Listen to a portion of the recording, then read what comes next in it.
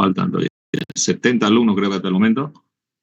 Está Daniel por acá, el que hizo el grupo.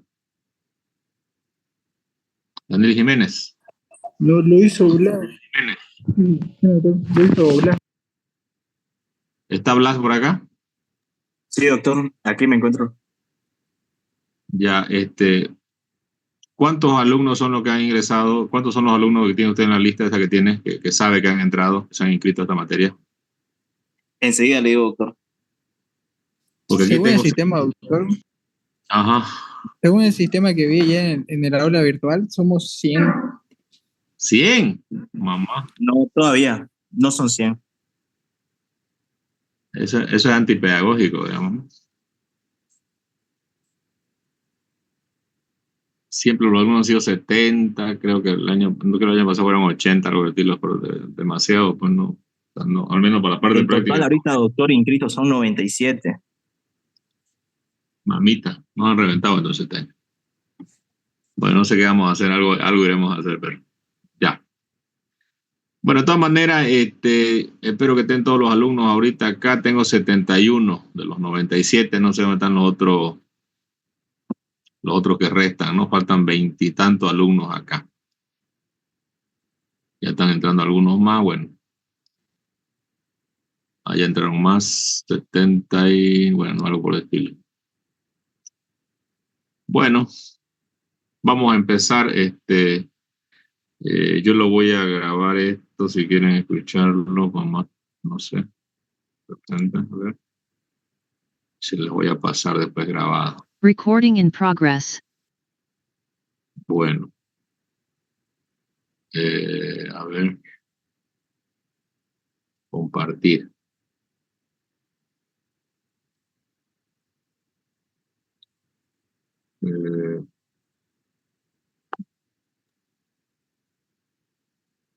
¿Pueden ver mi pantalla?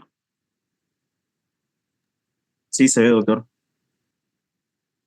Ya, perfecto. Bueno, vamos, les doy la bienvenida a nueva gestión, año 2025, materia de cirugía 3. ¿No? Yo me voy a presentar, yo soy el doctor Jorge Bernardo Verástegui Ligerón. Soy cirujano, trabajo en el hospital japonés, en emergencia. Yo egresé de la Universidad Católica más o menos en el año 2000, ¿no? Entonces ya ustedes pueden sacar cuenta cuántos años soy médico y bueno, tengo también mi experiencia como cirujano, ¿no es cierto? Y también tengo una experiencia como docente, porque soy docente de la universidad desde 2009. Ya yo desde 2005 o 2006 daba clases, pero en 2009 ya estoy habilitado como docente en la universidad. Y de hecho siempre he enseñado, digamos, desde que soy estudiante prácticamente de colegio, siempre me gustó la enseñanza. También soy docente de otras universidades, la Universidad Católica, ¿no? En materia de cirugía 1, cirugía 2, doy allá, y con ustedes doy la cirugía 3, ¿no? Bueno, para mí siempre es importante la formación de nuevos recursos médicos para nuestro sistema de salud y también, ¿por qué no decir para el sistema de salud del mundo, ¿no? Porque muchos de los ex estudiantes que he tenido están en varias partes del mundo, de los de la Gabriel estoy hablando, y en Brasil, la gran mayoría se van a Brasil, otros están en España, ¿no? La verdad que uno por el Facebook lo ve a todos casi, los que se conectan con uno, que son sus amigos, y bueno, para mí siempre es grato ver los triunfos de los estudiantes, ¿no? Sin embargo, no todos triunfan, obviamente, ¿no? Esa es una verdad que hay que decirla, ¿no?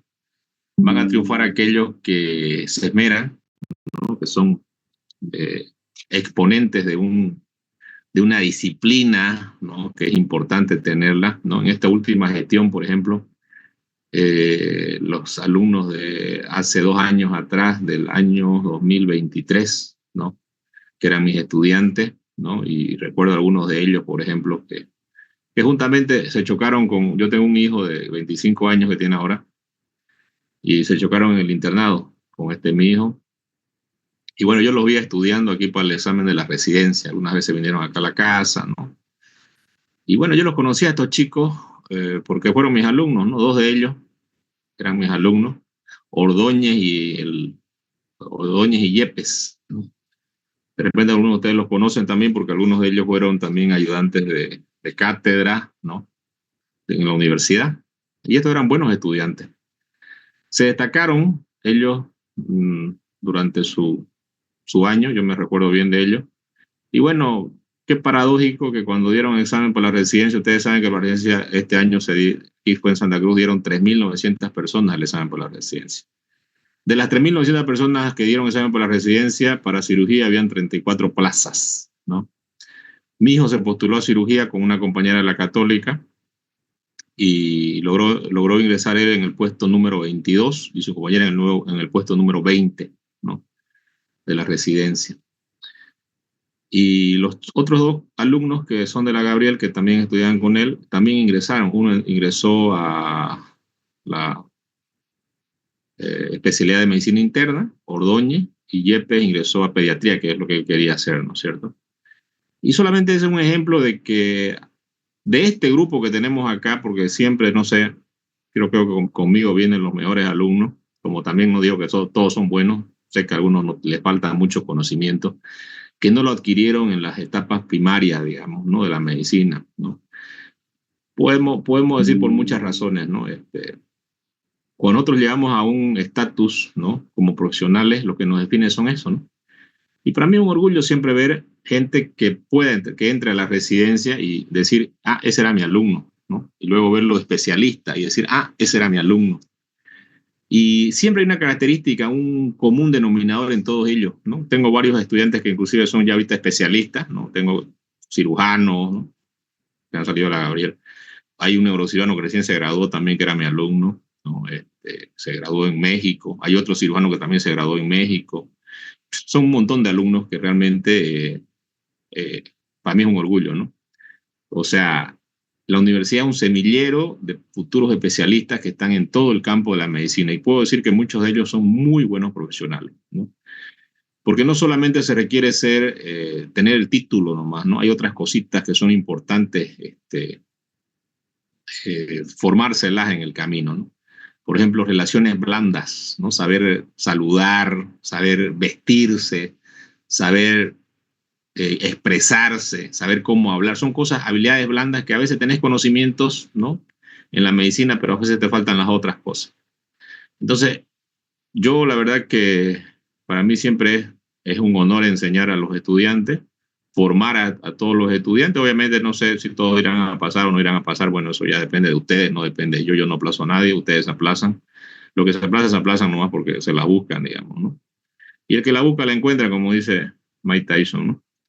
Entonces, esa es una pequeña introducción simplemente para decirles que ustedes están por un buen camino, están en una buena universidad, tienen los recursos para ser muy buenos estudiantes, muy buenos, y el que va a ser muy buen estudiante seguro que va a ser un buen interno, y va a ser un buen residente, y va a ser un buen especialista, y bueno, si sigue así, sucesivamente va a ser bueno, porque esa es la sucesión. No puede ser uno que era mal estudiante y después va a ser bueno. Eso no existe, digamos, ¿no? No existe, ¿no? No existe eso. Entonces, yo los conmino a que ustedes se esmeren en el estudio, que es algo muy importante. Y bueno, siempre yo digo estas palabras para que después un día de eso no me digan, doctor, no nos dijo, digamos, ¿no? Porque yo sí les digo, digamos, ¿no? A veces alguien dice, no, disco rayado, lo mismo. No, no es disco rayado, ¿no? Nosotros, la voz tiene poder sobre las personas, ¿no? Sobre los pacientes. Yo, si a un paciente yo le digo, señor, usted va a morir, y el paciente confía tanto en mí que puede ser que no vaya a morir porque no tiene nada para que muera, pero ya psicológicamente yo lo estoy matando a ese paciente, ¿no? Entonces, ese poder es inclusive de la voz, va con la psicología y con muchas otras cosas más que pueden cambiar a una persona, ¿no? Nosotros podemos hacer que una persona se suicide, como podemos hacer que una persona viva, ¿no? Si nosotros a veces a una persona que está con ganas de suicidarse le decimos, sabes que eso es un panada, no servís para esto, no servís para nada, mejor moriste, digamos, ¿no? Como lo hizo una inteligencia artificial con un joven. Hay uno que está jugando, no sé, a ver, vamos a ver. Micrófonos apagados, por favor, para que no distraigan a los demás. No sé dónde está este, lo voy a pillar, pero ahorita. A ver. Estoy hablando aquí. ¿Quién más le da? Silenciar a todos. Sí. Hola, hola. Ahora sí ya. Bueno. Disculpa, pero nos falta un desubicado. Estamos acá, ¿no? ¿Qué hice?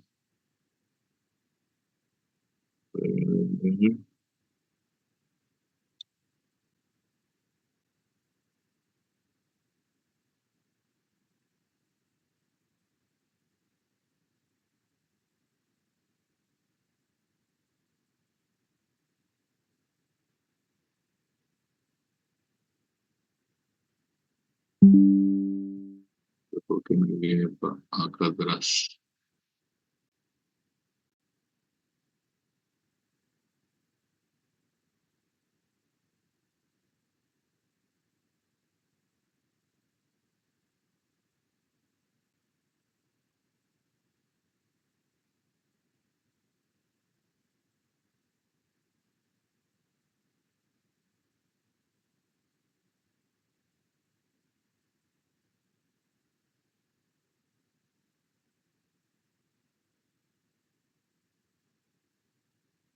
¿Puede ver mi pantalla? Sí, doctor, se ve. Perfecto. Bueno, listo. Esta es la cartilla que vamos a pasar o sea, los temas que vamos a avanzar, ¿no? Durante la materia. Empezamos siempre con el tema de epidemiología del trauma. Ya les di la presentación. De todas maneras, yo siempre trato después siempre darles consejos durante las clases prácticas que tenemos, ¿no? Bueno, epidemiología del trauma es uno de los primeros temas con los que empezamos, ¿no? Acá es muy importante saber cuál es la epidemiología de esta enfermedad, ya que antes no se la consideraba una enfermedad en sí, pero hoy en día cada vez tenemos muchos más pacientes traumatizados. Cuando hablamos de trauma, hablamos de un paciente que lesiona tejidos, ¿no? Hay una lesión de tejidos, hay una lesión de órganos, ¿no? Hay una lesión de estructuras, hay muerte de los pacientes, ¿no? En la ciudad donde vivimos hay muchos accidentes de tránsito, ¿no? Pero si yo les digo hace 20 años atrás habían tantos, no. Hace 40 años atrás habían peor todavía, eran contados los accidentes. Pero cada vez la epidemiología del trauma ha avanzado bastante y hay que saber cómo podemos prevenir. Por eso es importante hablar de este tema, que hay que aplicarlo, ¿no? Luego hacemos el manejo inicial del paciente traumatizado, que eso vamos a enfatizar demasiado con los pacientes que tienen varios accidentes, ¿no? Y también esto lo vamos a hacer en la parte práctica. Vamos a dar una clase teórica de todos estos temas. El manejo de la vía aérea, ¿no? Sabemos que el manejo de la vía aérea tiene que ser rápido, menos de 5 minutos, un paciente que no puede respirar. Si ustedes no lo ventilan, el paciente probablemente va a morir. Tenemos, gracias a Dios, un laboratorio ahí en la universidad que lo hemos practicado muy bien con los estudiantes de estos últimos años, lo hemos usado, los estudiantes han salido muy satisfechos por el aprendizaje en simulación, que es casi hacer lo mismo, como van a hacerlo, van a estar preparados para el campo de batalla, ¿no? Para cuando les toca hacer esto ya como especialistas. El soporte básico, que es lo básico que tiene que hacer cualquier persona, peor un médico, digamos, ¿no? ¿Cómo voy a asistir a una persona que entra en un paro cardíaco? ¿No? Sea por una arritmia, sea por una fibrilación, sea por una sistolia, sea por una intoxicación, sea por lo que sea, ¿no? El sistema de trauma y transporte, cómo transportar a los pacientes, cómo realizar el triaje, ¿no? Que es la selección de pacientes de acuerdo a su gravedad, ¿no? Y también aquí se plantean varios escenarios que son importantes, ¿no? Un escenario es algo que nos puede aparecer en la vida, digamos, ¿no? Por ejemplo, yo estoy en el japonés de turno y de pronto me pueden llegar unos 3 accidentados, 5 accidentados, 10 accidentados, ¿no? Ese es un escenario, algo que puede cambiar, ¿no? Los cirujanos de emergencia y todo el personal que trabaja en urgencia siempre está preparado para este evento, ¿no? No sabemos cuándo va a aparecer, pero algunas veces aparecen así multitud de pacientes con estas lesiones y hay que estar preparados para la atención. Tratamiento del choque, ¿no? Choque hipovolémico hemorrágico principalmente, pero hablamos casi de todos los tipos de shock acá, ¿no?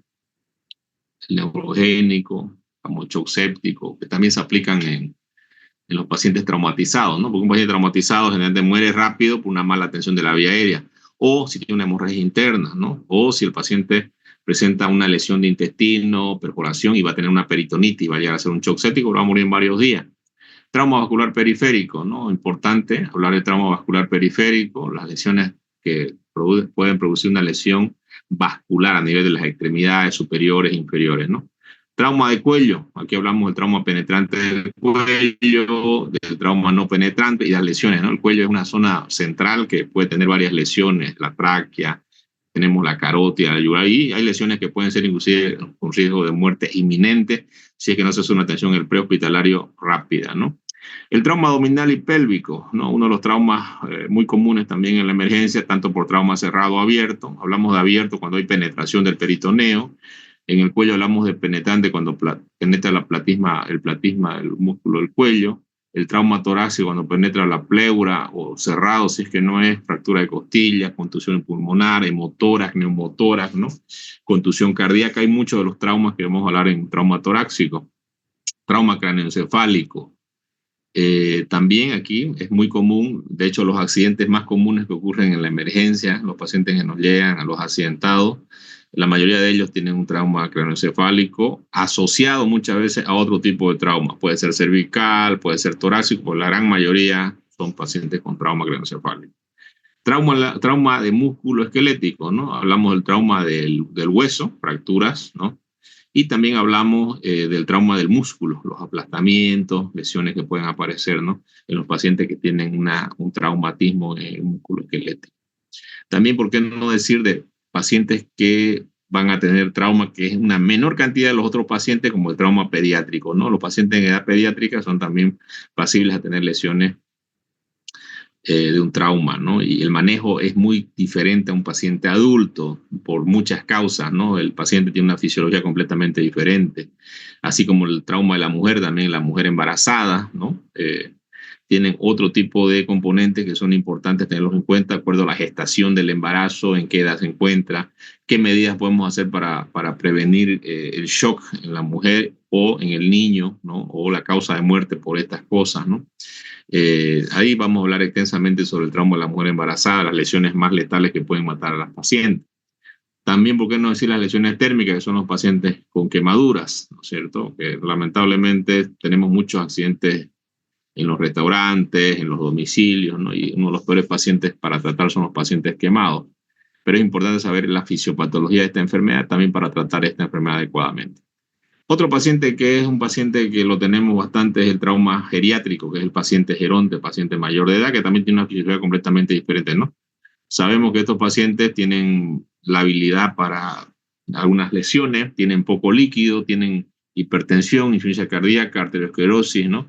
Y debemos manejar diferente a un paciente de una edad normal. Tienen también otras comorbilidades más frecuentes que una persona normal. Entonces es importante hablar también del paciente con... Hablamos de la cirugía de control de daño, que es un paradigma nuevo, bueno, no nuevo, ¿no? Pero nuevo hace unos 10 años probablemente, de que nosotros debemos parar la hemorragia de un paciente con pequeñas cosas, ¿no? Y compensarlo al paciente. Y después de la compensación ya realizar una cirugía definitiva, ¿no? Que antes nuestro paradigma era diferente. Queríamos hacer una cirugía definitiva de entrada. ¿Qué quiere decir esto? Un paciente que esté con perforación de intestino, que esté con hemorragia de hígado, directamente yo iba a hacer las suturas del intestino y demoraba bastante tiempo, ¿no? Ese tiempo era vital para el paciente porque el paciente moría, ¿no? Hacía una cirugía excelente, pero mi paciente es muerto. Entonces esa cirugía de control de daño significa que yo no hago anastomosis, directamente hago ligaduras nomás con los intestinos, controlo hemorragia, controlo fugas de intestino. Entonces agarro y puedo poner compresas en el hígado para que deje sangrar, ¿no? Controlo hemorragia, controlo infección y muchas veces lo mando al paciente con laparostomía contenida. ¿Qué es una laparostomía contenida? Es el abdomen abierto con una bolsa de Bogotá. Pero asociado al control de daño muchas veces aparece el síndrome compartimental abdominal. Cuando hablamos del síndrome compartimental abdominal, que ustedes también van a escuchar el síndrome compartimental de la periferia, por ejemplo, cuando hablamos de la extremidad, del músculo, ¿no? ¿Qué es lo que produce? Produce compresión de estructuras importantes como la cava, la aorta y la perfusión de órganos importantes como el riñón, al elevarse el abdomen, la presión dentro del abdomen, aumenta el diafragma, disminuye la presión de inspiración que va a tener el paciente, los volúmenes residuales, volúmenes totales, todas las capacidades pulmonares, que son 4, y los volúmenes se van a ver disminuidos. Entonces va a afectar la respiración. Va a afectar la perfusión del riñón por la compresión de la aorta y de la vena cava. Cuando se comprime la vena cava en el abdomen, va a haber una disminución de la precarga. Entonces el paciente se va a deshidratar más rápidamente y va a empezar a latir más rápido el corazón. Pero también hay daño a nivel cerebral, porque también este aumento de la presión va a llegar hasta el cerebro, aumentando la presión intracraneana. Así como hay disminución de la perfusión a nivel renal, también inclusive en síndromes coronarios muy elevados puede haber disminución de la perfusión a nivel intestinal y puede ser inclusive causa de necrosis intestinal o de otros órganos. Por eso que es importante hablar de este síndrome. Cuando hablamos de síndrome, múltiples signos y síntomas que puede aparecer en un paciente. Y es letal muchas veces, por eso que muchas veces lo dejamos al paciente con la parostomía contenida y medimos la presión intraabdominal, que es el mejor monitor para evaluar esto, ¿no? Hablamos del abdomen agudo quirúrgico, ¿no? Que esto de repente lo llevan en cirugía 2, no sé, pero nos lo han incluido acá en cirugía 3, ¿no? Donde hablamos sobre los abdómenes agudos obstructivos, inflamatorios, ¿no? Peritonítico, isquémico, hemorrágico, ¿no? Son algunos de los abdómenes agudos que vamos a hablar. Luego vamos a hablar del neumotórax espontáneo, ¿no? Ya esto viene a ser hasta el segundo parcial. A veces tenemos un descanso pedagógico acá en el medio, más o menos por julio. Luego tenemos el neumotórax espontáneo, que viene a ser una enfermedad que se ve en personas delgadas, flacas, jóvenes generalmente, y que tiene su tratamiento, ¿no? Y algunas veces inclusive hay que hacer tratamiento quirúrgico. Tiene su clínica, tiene sus estudios de imagen para evaluarlo, y eso es importante siempre mirarlo, ¿no? El derrame y empiema pleural, que viene a ser la colección de líquido o infección que hay en la pleura, ¿no? La mediastinitis aguda, que viene a ser una infección del mediastino, generalmente por una perforación del esófago o un acceso dentario, ¿no? Que pueden tener los pacientes. Luego vamos a hablar de la isquemia arterial que se presenta en las extremidades, principalmente en los miembros inferiores, ¿no? Tenemos una isquemia arterial aguda y una isquemia arterial crónica, ¿no? La crónica generalmente en pacientes que tienen arteriosclerosis de larga data, ¿no? Luego vamos a hablar de trombosis venosa profunda y embolismo pulmonar, una patología que está asociada a comorbilidad elevada en muchas personas, digamos, que están internadas en un hospital, son obesos, diabéticos, fumadores, ¿no es cierto?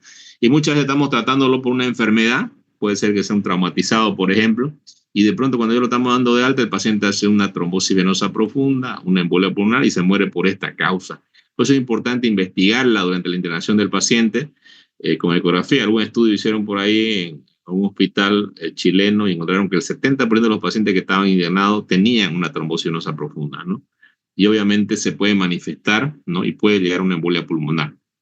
Tengo el pie diabético, que también es una enfermedad muy común en nuestra emergencia, en todos los hospitales de Santa Cruz, de Sudamérica. Hay muchos pacientes con diabetes y una de las complicaciones de la diabetes a unos 10 años es la microangiopatía diabética, la macroangiopatía diabética, y esto puede causar generalmente el famoso pie diabético, termina en amputación, a veces del pie, de la extremidad, de un dedo, y esto va avanzando en el tiempo, ¿no es cierto? Entonces,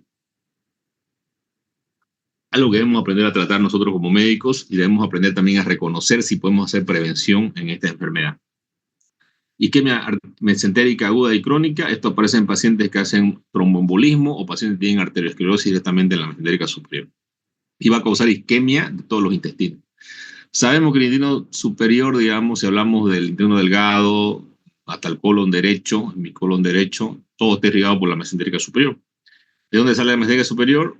No, de la aorta. Entonces tenemos nosotros también que cuando hay una isquemia, probablemente sea porque un émbolo salió del corazón y fue y embolizó justamente en la arteria. O, en su defecto, cuando hablamos de crónica, es una ateromatosis, ¿no? ¿Qué es una ateromatosis? Es la formación de una placa, ¿no? De ateroma en la arteria, disminuyendo el flujo sanguíneo al órgano, ¿no? Y esto va a causar que el paciente entre en antes de una isquemia, el paciente va a tener una disminución de la perfusión, ¿no es cierto? Una cianosis, y luego va a tener la isquemia que va a terminar en necrosis probablemente, ¿no? Y bueno, hasta ahí sería todos los temas que nosotros vamos a avanzar, ¿no? ¿no? Durante el año, ¿no? De repente hay un tema más de ética que lo vamos a agregar, ética en la medicina. Creo que ustedes han pedido que se lleven todas las materias un tema de ética, que es muy importante. Personalmente yo creo que la honestidad siempre es importante, ¿no? En todo, como médico, la honestidad como estudiante, la honestidad conmigo mismo, ¿no? Son cosas muy importantes que a veces no las tomamos en cuenta. Por ejemplo, yo estoy en el turno en el hospital y tengo que operar a un paciente, ¿no? Y bueno, y de repente yo estoy cansado, no quiero operarlo, ¿no? Eso es malo, por ejemplo, ¿no? Cuando un cirujano empieza a pensar así, pues lamentablemente no tendría que seguir siendo cirujano, ¿no? Entonces tendría que dejar no, la honestidad sería que usted deje esto, ¿no? Si yo fuera un docente que no me gustaría enseñar, entonces también debería dejarlo, ¿no? Lo mismo se aplica para todo en la vida, ¿no? Para todo, ¿no? Para una relación de pareja, para lo que ustedes quieran, digamos, ¿no? Si soy estudiante, si no voy a poner el 100% de mis capacidades para ser un buen estudiante, pues debía dejar de ser estudiante, ¿no? Porque la vida es otra, ¿no? Ya saben ustedes, ¿no? De los estudiantes que yo conozco que entraron, bueno, son un cierto número nomás, pero es bastante bajo. Son bastantes los que han entrado a la Gabriel, pero igual es un número bajo, ¿no? Los postulantes en todas las residencias aquí en Santa Cruz eran 4.000 más, 3.900, ¿no? Pero sé que muchos de la Gabriel entraron a las vagas, ¿no? A los puestos. Pero obviamente gente que se preparó, ¿no?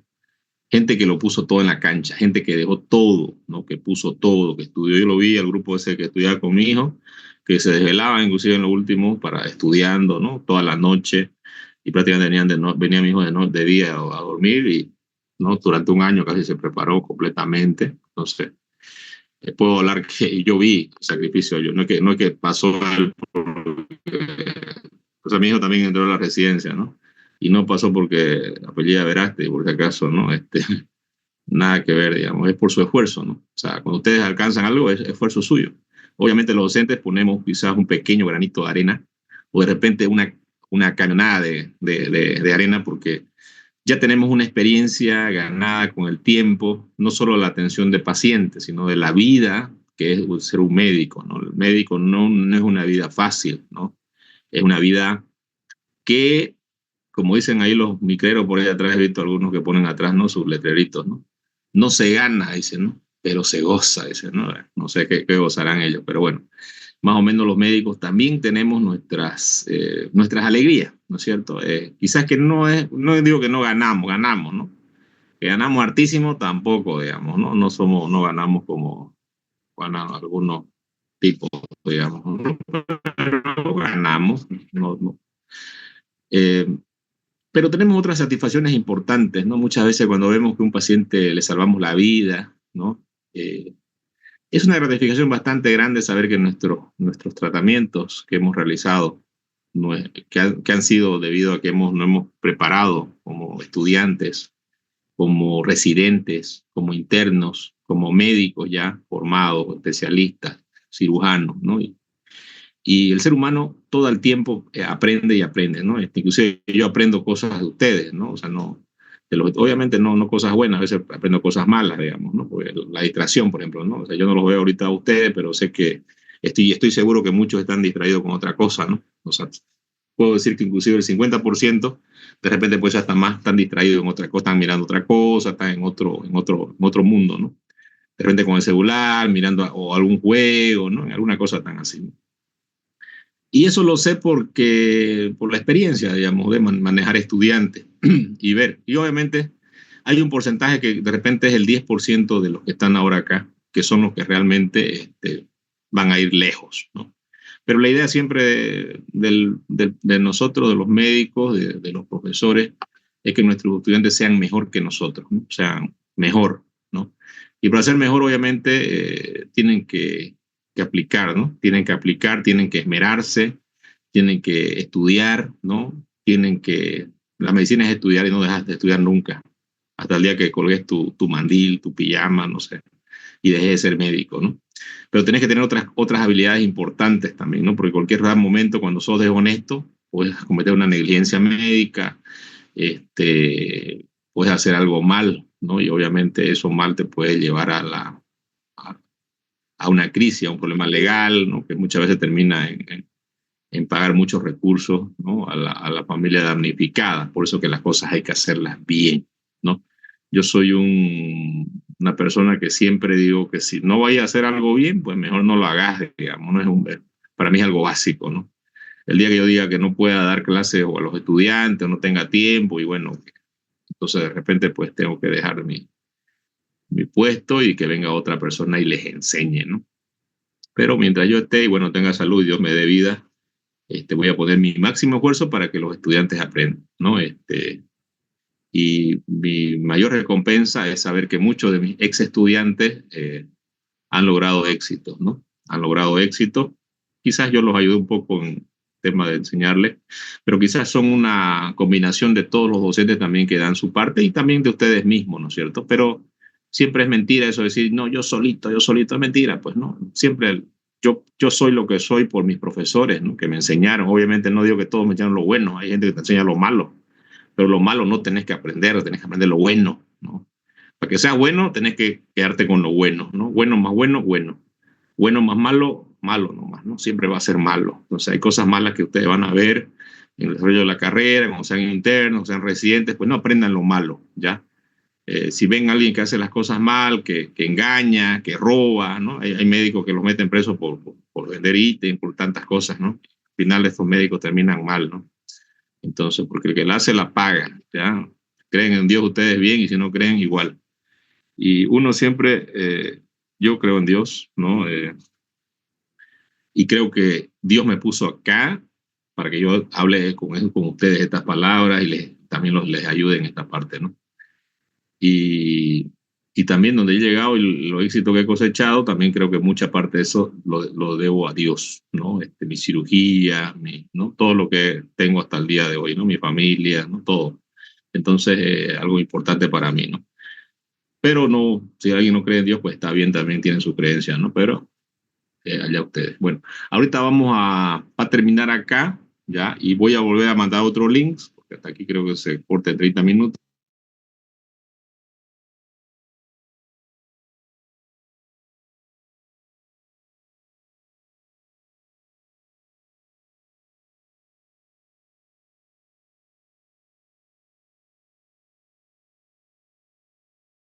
De carnaval han habido, si no me equivoco, 120 muertes por accidentes de tránsito, ¿no es cierto? Si ustedes miran las noticias.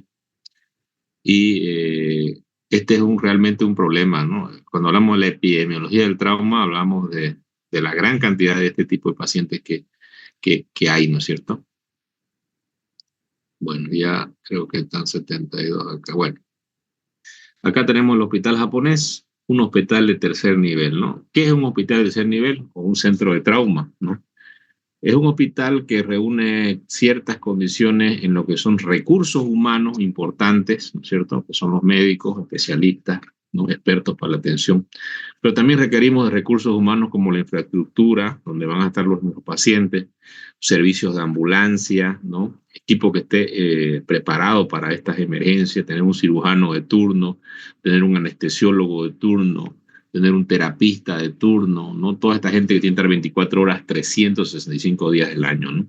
Y también, aparte de eso, necesitamos una terapia intensiva, necesitamos un quirófano, donde haya personal de quirófano, necesitamos laboratorios para toma de muestras de sangre, necesitamos un laboratorio para los estudios de imagen, como radiografías, tomografías, ¿no? Incluso en el japonés tenemos resonancia magnética ya ahora. Y necesitamos los estudios, ¿no? Sin esto, sin alguna de estas cosas que no tengamos, por ejemplo, no tengamos quirófano, no tengamos el especialista, no tengamos el tomógrafo, o sea, prácticamente no vamos a poder llegar al diagnóstico de muchas enfermedades y poder hacer el tratamiento de estas enfermedades, ¿no? Acá ustedes pueden ver, por ejemplo, bueno, esto era la cancha antes, ¿no? Donde están las ambulancias, ahora ya tenemos aquí los domos, ¿no? Por acá está el comedor, ¿no? Por acá está la parte de emergencia y acá están las salas de internación, ¿no? Y acá tenemos un paciente que está, ¿no? Con su collar cervical, ¿no? Que ha llegado accidentado, los médicos empiezan a examinarlo. Y en la emergencia siempre debemos examinar de forma rápida para evaluar rápidamente al paciente y lograr encontrar las lesiones que el paciente presenta.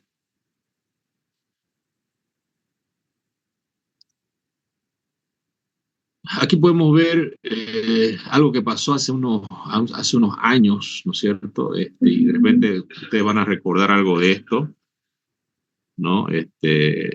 Donde hubo un tiroteo, ¿no? En una relojería, ¿no? Donde varias personas fueron heridas de arma de fuego, murieron otros también, ¿no? Y aquí hubo mucha gente, pues, ¿no? Esto pasó en la avenida Velarde, ¿no?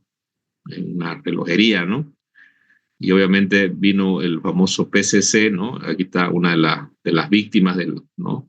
Donde ya había muerto un policía inclusive antes de esto, y los policías pues disparaban, hasta el rehén le dispararon, ¿no? O sea, algo obviamente mal, ¿no? Pero aquí nosotros vemos algo, ¿no? Vemos un paciente que está en el suelo y nosotros como médicos lo que tenemos que hacer es ir a rescatar a este paciente, ¿no? Evidentemente, ¿qué te dice el prehospitalario? Las 3 reglas importantes, ¿no? Que son las reglas del egoísta, ¿no? Primero yo, segundo yo y tercero yo, ¿no es cierto? Para ir a rescatar a esta persona que está herida acá, yo tenía que yo estar seguro de que no sigan disparando, ¿no? Y ella está viva en este momento, ¿no? Lamentablemente aquí se cometieron muchos errores al rescatarla a ella porque los policías fueron los primeros que la rescataron, ¿no? Y porque al final entraron y mataron a los que estaban adentro. Esto era por una rabia que ellos tenían porque había muerto policía también ya antes, ¿no? En este mismo incidente, pero el rescate fue malo, ¿no? La policía se fue a dar vuelta por allá y al final terminaron, ¿no? Este tipo sale ahí y le disparan, ¿no? O sea, haciendo que el tipo está desarmado, con las manos arriba, pues, ¿no? O sea, lamentablemente prácticamente lo ejecutaron al tipo, ¿no? O sea, no fue una actuación buena de la policía. Pero la paciente lamentablemente murió porque la policía me llevó directamente a la clínica, estaba ahí a dos pasos, y le fueron a dar vueltas por la ciudad, ¿no? Y tardaron el tiempo, ¿no?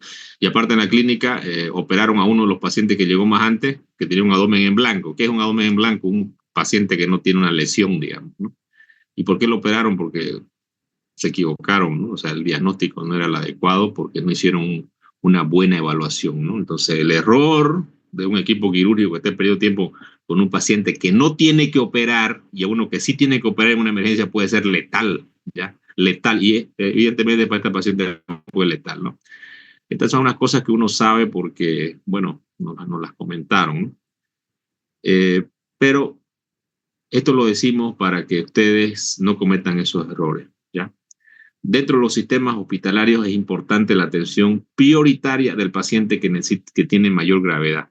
¿Por qué tiene mayor gravedad? Pues el riesgo de muerte está muy cercano, está en los próximos minutos o horas. Pues se habla de la famosa hora dorada o los 10 minutos de platino, que si vos no actúas en esa hora, se murió tu paciente, ¿ya? Y no actúas porque muchas veces no sabes el manejo, o sea, no sabes el tratamiento, no sabes cómo vas a hacer. En Bolivia mueren unas 1.420 personas cada año en accidentes de tránsito. Pero en este año, esto es del 2020, fíjense ustedes, pero en este año, justamente ustedes pueden revisar la literatura. Creo que son 120 los que han muerto en accidentes en el carnaval. Estoy hablando del carnaval que pasó hace pocas semanas atrás, ¿no? Obviamente hay un mínimo común en todo esto, ¿no? Un mínimo común que vienen a ser las ingestas de bebidas alcohólicas. Cuando nosotros hablamos de los accidentes de tránsito, tenemos que hablar primero siempre del huésped, ¿no es cierto? Que es la persona, el individuo, puede ser niño, adulto, mujer embarazada, lo que ustedes quieran. Hablamos del vector, que viene a ser el vehículo, ¿no es cierto? Flota, en este caso, 2 flotas se chocaron de frente, creo que el chofer estaba borracho, ¿no? Ahí en Uyuni, entre Uyuni y Oruro, ¿no? Y muchos murieron, ¿no? En el mismo accidente y otros murieron después del accidente, ¿no? Porque como son múltiples accidentados también, el médico tiene que seleccionar qué pacientes va a poder atender con los recursos que tenga en el hospital donde le llegan sus accidentados. Y aunque sea esto egoísta también del punto de vista, es salvar la mayor cantidad de pacientes de un desastre con la menor cantidad de recursos. Me explico y doy un ejemplo muy sencillo. Un paciente que requiere transfusión, por decirles, de 10 paquetes de unidades, ¿no es cierto? Donde yo esas 10 unidades las puedo usar para 10 pacientes que estén ahí y puedo salvar a 10 pacientes probablemente, pero me las gasto todas en este paciente, ¿no? Y lamentablemente al gastármelas todas en este paciente, los demás pacientes van a fallecer. ¿no? Entonces, salvo a uno, se me mueren 10. Y muchas veces, aunque parezca egoísta, si le doy 10 paquetes a los 10 pacientes, un paquete a cada uno, de repente voy a salvar 10 pacientes y se me va a morir uno. Entonces, a eso se refiere, ¿ya? A eso se refiere cuando yo manejo los pacientes, cuando hablamos de desastres, múltiples accidentados. Pero eso se aplica no solamente para los paquetes, sino para los recursos. Recursos de quirófano, recursos de terapia intensiva, ¿no? Entonces, los pacientes necesitan recursos que da el médico, el hospital, la institución y también el laboratorio. Y muchas veces estos recursos, cuando hay desastre y múltiples estados, pueden verse mediados, ¿no? Entonces, nosotros cuando hablamos del vector hablamos del vehículo, ¿no?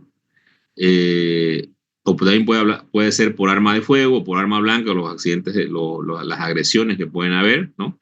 Y es importante tener en cuenta el modelo epidemiológico para el estudio del trauma originalmente descrito para enfermedades infecciosas. Acá el agente de la energía que causa la lesión, el huésped es la persona que sufre el trauma, el medio ambiente puede ser físico, social y el vector, la energía es el arma o vehículo, ¿no? Su importancia radica en orientar estudios de fenómenos traumáticos, hallar actividades de prevención. ¿La prevención será importante para nosotros los médicos o no es importante? La prevención es muy importante porque nosotros con campañas de prevención, por ejemplo, podemos disminuir los accidentes de tránsito, ¿no? Campañas de difusión masiva, ¿no? Que la gente no ingiera bebidas alcohólicas, pues es importante tener en cuenta para qué hacemos los modelos epidemiológicos, para qué sabemos la cantidad de pacientes que hay heridos de una enfermedad, para poder prevenir, ¿no? Prevenir es antes que curar. Si puedo prevenir, ya estoy curando al mismo tiempo. Esta alta incidencia de pacientes que cada vez están habiendo más en todos los ejes troncales, La Paz, Santa Cruz, Cochabamba, y cada vez es mayor la cantidad de accidentados. De hecho, ustedes prenden su televisor y miran la noticia, todos los días hay accidentes de tránsito, ¿no? Y lamentablemente mucho de esto está relacionado con el consumo de alcohol, ¿no? El excesivo consumo de alcohol y manejar un vehículo obviamente es la receta perfecta para el desastre, ¿no? Entonces, no es adecuado. Si suprimiríamos el alcohol, muchos de estos accidentes no hubieran ocurrido, muchas muertes no hubieran ocurrido. Lamentablemente siguen ocurriendo en nuestro medio, ¿no? Muy bien. Esto es traído del libro de las guías quirúrgicas de Norteamérica, ¿no? Del 2004, fíjense ustedes, ¿no? En esta época yo era un médico, un cirujano recién egresado, ¿no? 2004, ¿no? Pero ya yo leía libros, ¿no? Estas clínicas eran bastante costosas, de hecho no cualquiera se las podía comprar. Y si vos querés ser un médico que tiene conocimiento, ¿no? Tenés que leer, tenés que estudiar, y tenés que estudiar, obviamente, lo más nuevo. En ese tiempo lo más nuevo era esto, pero esto se sigue aplicando hasta el día de hoy, ¿no? Y esto es muy claro, fíjense ustedes. Me gusta este gráfico porque lo explica todo, ¿no? Espectro del control del traumatismo, ¿no? Entonces, nosotros muchas veces miramos, y en ese tiempo inclusive yo también las miraba porque fui residente, yo llegaba a un paciente traumatizado y mi objetivo era salvarle la vida al paciente, ¿no? Pero no me importaba el prehospitalario, no me importaba la prevención, si podía haber hecho algo antes para que el paciente no llegue accidentado al hospital, no me interesaba, me interesaba salvarle la vida. Entonces, ¿dónde estaba yo parado como residente o como cirujano? Yo estaba parado acá en mi asistencia hospitalaria, ¿no? Y solamente me interesaba esto. Después de eso no me interesaba la rehabilitación. Entonces, cuando nosotros vemos una enfermedad realmente, la tenemos que ver desde el punto de vista, desde más atrás. Vigilancia, ¿no? Que aquí, por ejemplo, los policías que piden brevet, que vigilan si las personas están con ingesta de bebidas alcohólicas y las detienen, pues no es que le saquen plata y digan, siga nomás, ¿no? Siga manejando hasta que mate a alguien, digamos, ¿no? Realmente se cumple, obviamente que nosotros tendríamos menos accidentes de tránsito, ¿no? Si a esos choferes de flota, ¿no? Los evalúan antes que salgan de la parada, si está con halitosis alcohólica, le toman la alcoholimetría y cada cierto lugar, en vez de que le cobren peaje, como le cobran peaje, también le midan el alcoholímetro. Obviamente, estas personas, estos accidentes no ocurrirían. Entonces, la vigilancia es importante, ¿no? Si yo digo, no pasen el semáforo en rojo, sin embargo, yo estoy a las 12 de la noche por ahí y no veo que pasa nadie y me paso el semáforo rojo, ¿no? Y puede ocurrir un accidente. Entonces, estas señales son importantes vigilarlas, ¿no? En otros países, por ejemplo, en Brasil, en Argentina, existen las famosas fotos fotomultas, ¿no es cierto? Hay cámaras por las carreteras. Vos te vas más de la velocidad que está establecida y te meten una multa que es tu sueldo, digamos, ¿no? Pregúntenme si la gente comete errores, digamos, no los comete. En Chile, si vos te chocaste y no tenías brevet, te quitan tu licencia, o sea, nunca te van a dar brevet, te meten preso, digamos, ¿no? Entonces, la vigilancia es importante porque tienen que haber sanciones, tiene que haber una legislación que sancione, ¿no? Hay personas que matan en accidente de tránsito y vuelven y siguen conduciendo después de un tiempo, ¿no? Y vuelven a matar, ¿no? Y vuelven a matar. Porque el que las cosas las hace mal, pues ya les dije, ¿no? Mal más mal, mal no más, ¿no? Mal más bien, mal también, ¿no? Entonces, para que sean las cosas bien, hay que hacer bien con bien.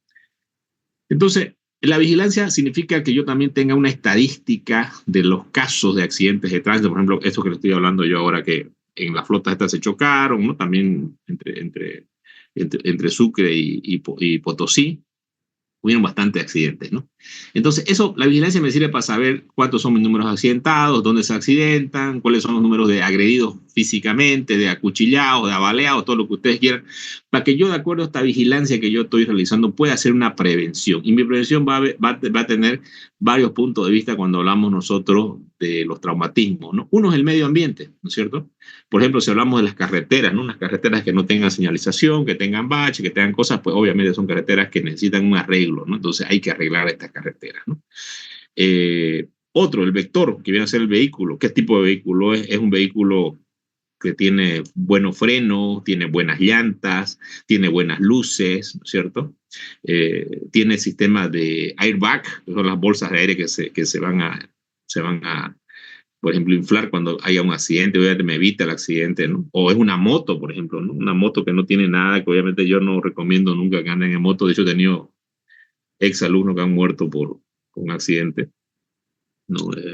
Me acuerdo de uno que era excelente estudiante, era excelente residente, ya estaba por ser L3 y justamente él iba en su motito y por atrás lo alzó un auto y murió de múltiples traumatismos que tuvo, ¿no? Llegó a una clínica donde él quería que lo lleven a la caja, pero lamentablemente no pudo llegar. Esa misma noche murió en el lugar del accidente, ¿no?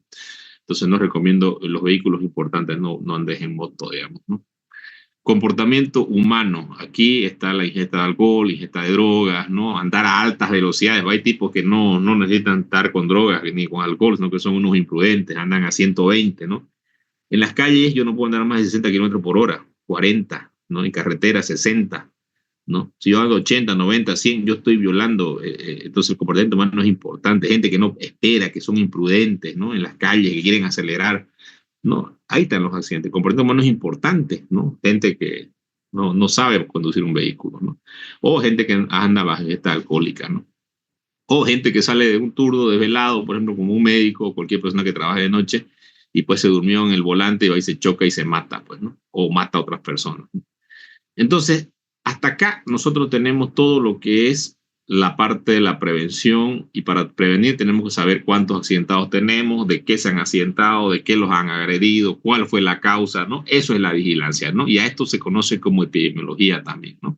Entonces, la epidemiología, ¿qué es lo que hace? Evaluar la cantidad de enfermedades que tenemos de una patología, en este caso del trauma, que el trauma viene a ser las lesiones de órganos sólidos, órganos macizos, ¿no? O cualquier tipo de tejido del cuerpo humano. Y la prevención viene a ser la respuesta que nosotros vamos a tener a la vigilancia, ¿no? A la epidemiología del trauma, ¿no? Si nosotros hacemos una buena prevención, vamos a evitar una serie de cantidad de accidentes de tránsito, corrigiendo algunas cosas como esto, y principalmente lo que nosotros sabemos en nuestro medio, la mayor cantidad es la ingesta de alcohol. Un sinónimo de los accidentes de tránsito es probablemente un 90% de las personas que tienen accidentes de tránsito están bajo conductores que están bajo ingesta alcohólica. Luego tenemos la asistencia prehospitalaria, ¿ya? Que esta es la asistencia donde ya el médico participa, ¿no? El médico va a rescatar al paciente y obviamente tiene que saber qué es lo que tiene que valorar en el paciente, tiene que evaluar un paciente para poder llevarlo en las mejores condiciones al hospital, y su objetivo principal es que el paciente llegue vivo. Para esto tiene que valorar vía aérea, ventilación, circulación, ¿no?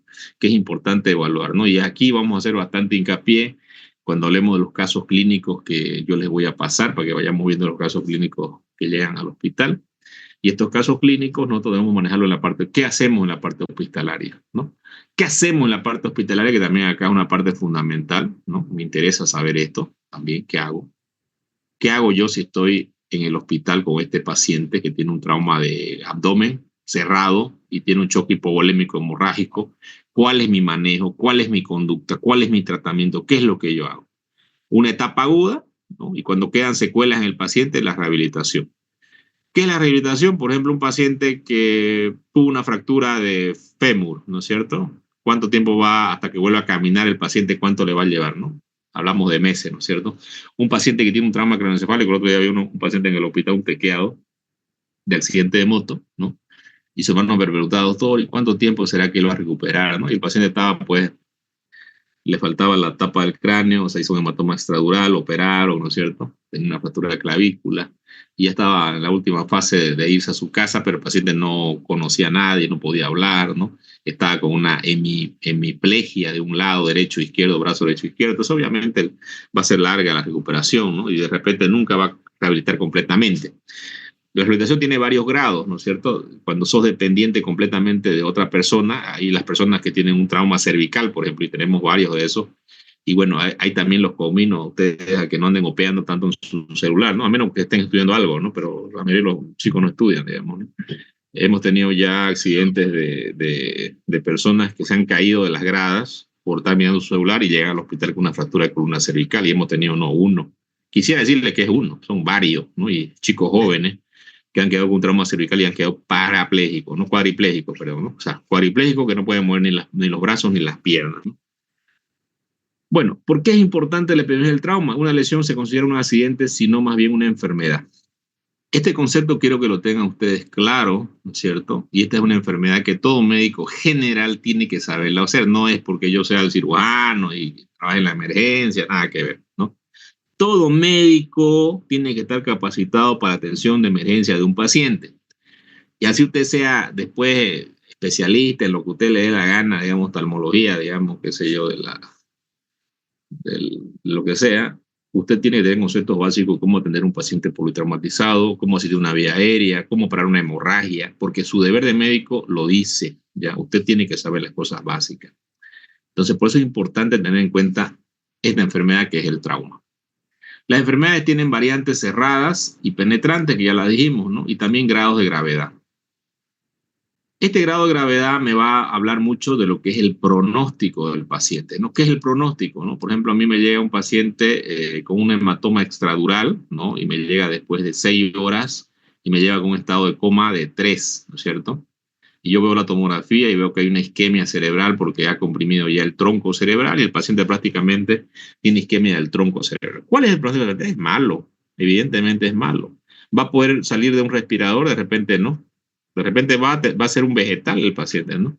Entonces es importante hablar de la gravedad. Si me llega un paciente con una hemorragia, ¿no? Y que ya hizo paro cardíaco, ¿no? Un choque hipovolémico grado 4 y me hizo paro cardíaco ya antes de llegar a la emergencia, ¿no? Y yo tengo que entrar a operar al paciente y me preguntan, el mótico es malo también, pues ese paciente ya tiene falla de órganos por la hipoperfusión probablemente, ¿no?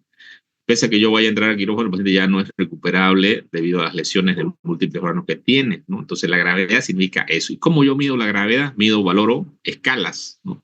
Las escalas de gravedad tenemos bastante, Apache, ¿y qué miden estas escalas? Por ejemplo, el Apache mide el estado fisiológico del paciente, la respiración, la función renal, ¿no? El Glasgow, la hemoglobina, los leucocitos, el pH del paciente que indica si está acidótico o alcalótico, ¿no? La función respiratoria que se habla de la hipoxemia del paciente, ¿no? O sea, todas esas cosas van a medir.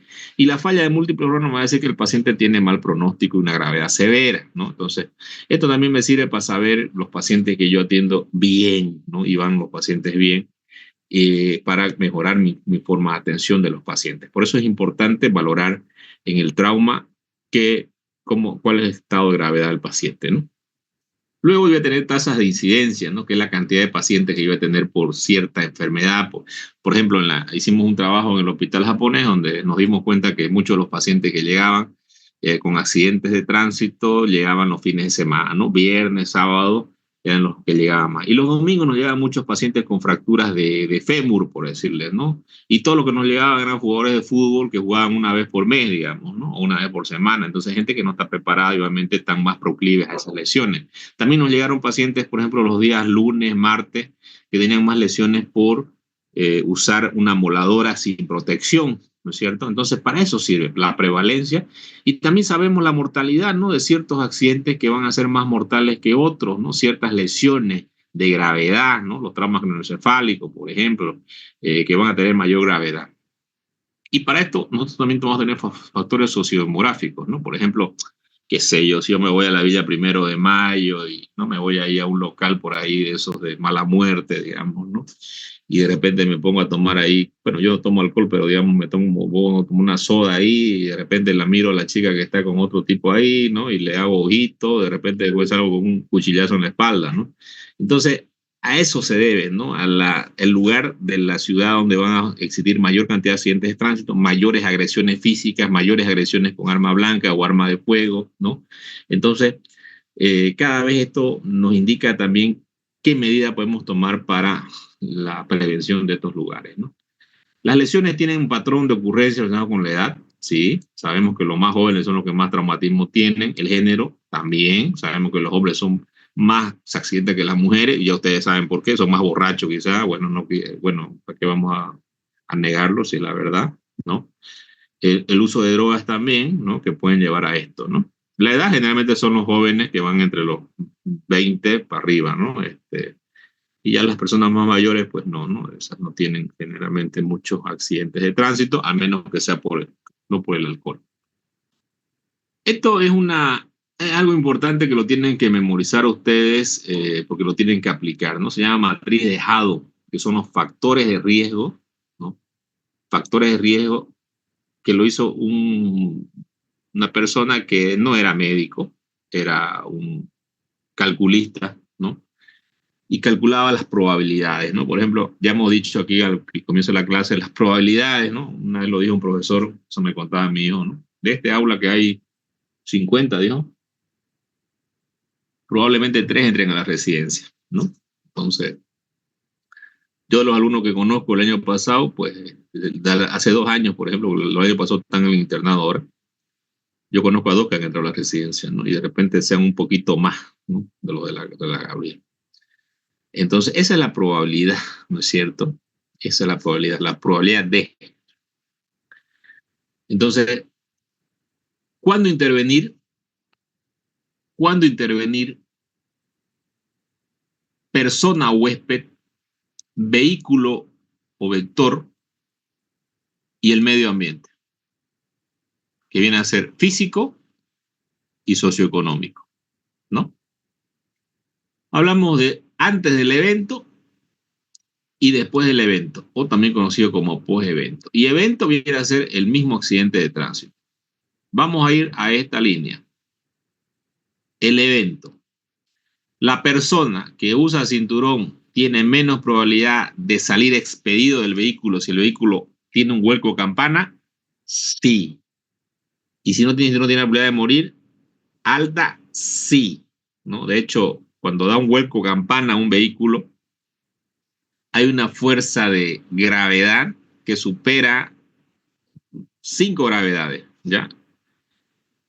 Y aunque usted esté agarrado lo que esté, usted va a salir expedido del vehículo si no tiene cinturón de seguridad, ¿ya? Y si no muere después que cayó al suelo, que generalmente mueren, y si llega al hospital, llega con múltiples lesiones, ¿no? Ahí yo tuve una paciente que llegó al hospital con una lesión diafragmática, una lesión trauma de tórax, una lesión de pelvis, una lesión trauma abdominal, ¿no? Y trauma craneoencefálico, ¿no? Y sí vivió, pero estuvo en terapia como 2 meses más o menos, ¿no? Y después conozco varios pacientes que llegaron, solamente llegó el acompañante del chofer, porque estaba con cinturón, y el que estaba de conductor sin cinturón murió en el mismo accidente de tránsito, ¿no? Luego tenemos el uso del casco de moto, por ejemplo, y no cualquier casco, ¿no? O sea, tiene que ser un casco que aguante cierta velocidad de impacto, ¿no? Que si el paciente lo tiene, pues se va a evitar, ¿no es cierto? Las enfermedades que el paciente puede tener, si es un paciente obeso, un paciente hipertenso, un paciente cardiópata, un paciente que tiene osteopenia, ¿no? Son enfermedades previas que el paciente puede tener y sí van a alterar el evento. El vehículo, ¿no? La velocidad, la masa, la geometría del vehículo, la rigidez, el airbag, ¿no? El bag son las bolsas de aire, ¿no? Todo esto es en el evento, ¿no? Hay vehículos, por ejemplo, que tienen 6 bolsas de aire, son los mejores, pues, ¿no? Porque inclusive me cura a los pasajeros, ¿no es cierto? Entonces, la velocidad a la que usted conduce, no es lo mismo que yo me choque a 40 kilómetros por hora que me choque a 100 kilómetros por hora, ¿no? Las lesiones van a ser más letales, ¿no? Y aquí yo me recuerdo un caso de una señora que iba a gran velocidad por la carretera, iba a 120 por hora, ¿no? Y por no pisar un perro chocó con un micro, ¿no? Y ella vivió, porque el airbag se levantó, el chofer del micro murió.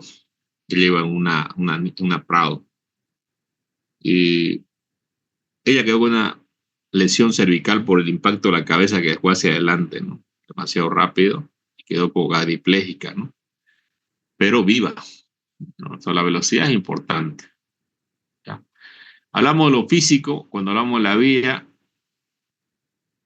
los objetos mediana, poste, hablamos de la legislación, que viene a ser los límites que tiene que poner el gobierno, ¿no? Los abogados, esa es la legislación, ¿ya? Entonces, en el evento tienen que ver todas estas cosas. En el pre-evento, las personas, pues, no debe haber, antes de conducir, no debe beber alcohol o drogas, tiene que tener experiencia en el volante y tampoco no tienen que ser esos fatiguillas, digamos, ¿no? Entonces, es el pre-evento. En el vehículo, también la velocidad antes del accidente, la inestabilidad, los rubrenos que no tengan adecuadamente o las ruedas que no estén adecuadamente, ¿no? En lo físico, diseño de la vía, estado superficial, condiciones climáticas, etcétera, ¿no? En el post-evento pueden haber también en las personas que tengan alguna enfermedad previa, edad, ¿no? Comorbilidades que tenga el paciente, ¿no? En el vehículo, ¿no? Tenemos nosotros los vehículos que tienen peligro de incendio, por ejemplo, ahora todo el mundo se compra gasolina y se la pone en el vehículo, el otro día se incendió un vehículo ahí, pues no puedes llevar gasolina dentro de tu vehículo.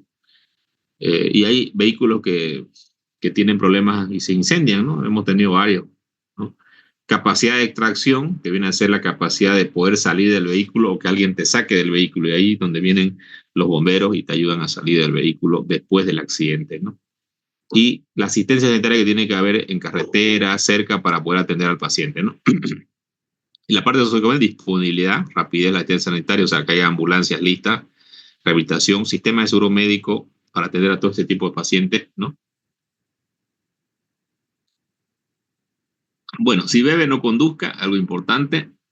Acá habla lo mismo de la fase del prevento, post-evento, ¿no? Que son importantes tenerlas en cuenta para el accidente de tránsito, ¿no? Tenemos un trauma militar, un trauma civil, ¿no? Que son los accidentes o ¿no? Las agresiones. ¿De qué muere en un trauma militar? 40% de hemorragia, sepsis o falla multiorgánica, ¿no? Un 86%, ¿no? El trauma también de hemorragia. Tenemos el TEC, hemorragia, sepsis, falla multiorgánica, dependiendo del tiempo. Aquí hablamos de la hora dorada, ¿no? Las hemorragias, y luego en días generalmente van a haber sepsis o otras cosas, ¿no? Acá hay un poco de lo que son los ambientes físicos, agentes, hospedero, prevento, evento, post-evento, legislación, ingeniería, educación, ¿no? Es un cubo que me indica todas las cosas que son importantes y yo debo tenerlas presentes, ¿no? El agente, ¿no?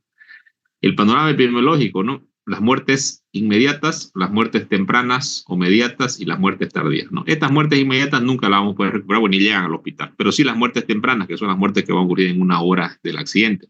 Y las muertes tardías también tenemos que van a ser a veces, inclusive en algunas semanas, ¿no? Las muertes inmediatas son aquellas que pasan antes de la hora, que no podemos hacer nada muchas veces.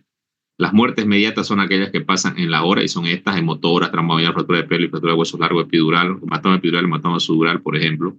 Y las otras son porque no atendiste bien al paciente o no te diste cuenta de una perforación o el paciente hace una falla multiorgánica y hace sepsis. ¿No? ¿Qué es sepsis? Infección generalizada que tiene un paciente debido a un foco séptico, ¿no? Las 10 principales causas de muerte en los Estados Unidos en 2019, ¿no? Lesiones involuntarias, lesiones involuntarias, lesiones involuntarias, ¿no? En personas de 1 a 4, 5 lesiones involuntarias, ¿no? Todas las edades, ¿no? Aquí tenemos lo más frecuente, las lesiones involuntarias. También tenemos el suicidio por acá, tenemos el homicidio también, ¿no? Como la tercera causa, ¿no? Y esto puede ser accidentes que hayan ocurrido, la persona murió, pues, ¿no? Lesión involuntaria como tercer causa de muerte. Y una de las más elevadas tenemos las neoplasias, ¿no? Cardiopatías, ¿no? En los Estados Unidos mucha gente tiene cardiopatía, pero también el trauma ocupa como la tercera parte de las lesiones que van a tener los pacientes, ¿no? Y es importante tenerla en cuenta, ¿no? Ya aquí está, ¿no? Entonces, ¿de qué van a morir las personas? Agresiones por arma de fuego, accidentes de tránsito, que cada vez van a ir aumentando más, ¿no? Y más, ¿no? Tenemos otro, la que son CIE-10, que nos indica las enfermedades que tiene el paciente, ¿no? Y obviamente dentro de estas enfermedades también tenemos los traumas, ¿no? Es importante tener en cuenta otras medidas para prevenir las lesiones, ¿no? Que son importantes, contra medidas de controles de las lesiones, prevenir creación de riesgo, prohibir fabricación de armas y municiones, limitar la fabricación, ¿no? Programas de recompensa, gatillos con seguro, almacenamiento. Algunas de las cosas que dicen, ¿no? Sabemos que en los Estados Unidos en lo que es un estudiante, por ejemplo, y mata a todos sus compañeros y al profesor más encima, ¿no? Y obviamente allá cualquiera se compra armas, ¿no? Pero también tenemos por acá esas personas que aquí no hemos tenido todavía en la ciudad, pero hemos tenido en Brasil, ¿no? Aquí cerca nomás, gente que quizás por los juegos estos, ¿no? Aquí tenemos Esta es una que pasó en Alemania, un tipo que iba a un estudio bíblico, ¿no? De pronto agarra y le dispara a todos los del estudio bíblico. O sea, eran todos cristianos, inclusive él era cristiano también. Y de pronto el tipo agarra y dispara a todos, ¿no? Creo que mueren algo de 15 personas, ¿no? Pero allá en Alemania, obviamente que uno de los donde tienen quizás la salud más mejorada que nosotros, el equipo SEALS llega en menos de 5 minutos al lugar del hecho y lo liquidan al tipo, ¿no? O sea, lo matan, ¿no? Pero los accidentados ya quedaron, ¿no? Y muchas veces algunos mueren por la famosa hora dorada, ¿no? Aquí están los SEALs que ya llegaron, ¿no? La policía, ¿no? Llegaron y lo neutralizaron al tipo. 7 muertos, ¿no? 7 muertos en el tiroteo, esta es la noticia, ¿no? Pero si se puede especificar mejor. Aquí tenemos las lesiones que pueden ocurrir, ¿no es cierto? Lesiones no intencionales, cáncer, enfermedad del corazón, suicidio, homicidio, enfermedades hepáticas, diabetes, ¿no? Y cada vez, por ejemplo, la gente que no duerme bien tiene es como si estuvieran borrachos, ¿no? El que no duerme bien, ahorita, por ejemplo, hay gente que se va a los parques a esperar gasolina, ¿no? Que llegue dentro de 2 días, no sé, la gasolina y están desvelados, ¿no? Esos tipos después salen de ahí, van y se chocan más allá. Ya vio que usted accidentes en las mismas gasolineras, ¿no? Por gente que está distraída. Y algo que es importante, ¿no? El que anda hablando por celular mientras conduce es como si hubiera bebido bastante cantidad de alcohol o otra cosa, ¿no? Bueno, aquí están las causas también de muerte, las lesiones involuntarias que son bastantes, ¿no? Las tasas de muerte que cada vez van aumentando en todas partes del mundo, ¿no? En otras partes hay problemas psiquiátricos como Alaska, ingesta de alcohol, ¿no? Cada vez la gente muere más, ¿no? Tenemos lesiones de cerebro, el traumatismo encefálico es algo que es muy abundante, ¿no? Lesiones en Estados Unidos, 2004, ¿no? Muertes, altas hospitalarias, visitas, ¿no? Visitas iniciales. También aquí están las mismas lesiones de cerebro que son muy frecuentes por accidentes de tránsito, asaltos, golpes, caídas, ¿no? Descontrol. Y cada vez esto hay que analizarlo, ¿no? ¿Cuál es la lesión que mata al paciente, ¿no? Y estas lesiones son las lesiones donde pasan, ¿no? Pasan en el área metropolitana, ¿no? ¿En qué área geográfica de la ciudad pasaron estas lesiones, ¿no? Es importante hacer este estudio para poder estadificar y poder hacer una prevención. Las muertes relacionadas con las lesiones violentas, ¿no? Cada vez están aumentando más en todo el mundo estas lesiones violentas, ¿no? Muchas veces por el uso de armas blancas, armas de fuego, ¿no? El uso de armas de fuego en Estados Unidos, donde mayor cantidad de accidentes de armas hay, ¿no? Que en otros países que no tienen, que no puede cualquiera tener armas, ¿no? Obviamente en Nueva Zelanda también tenemos tráfico de vehículos, más accidentes que en Estados Unidos inclusive, ¿no? Pero son países donde hay mucho vehículo,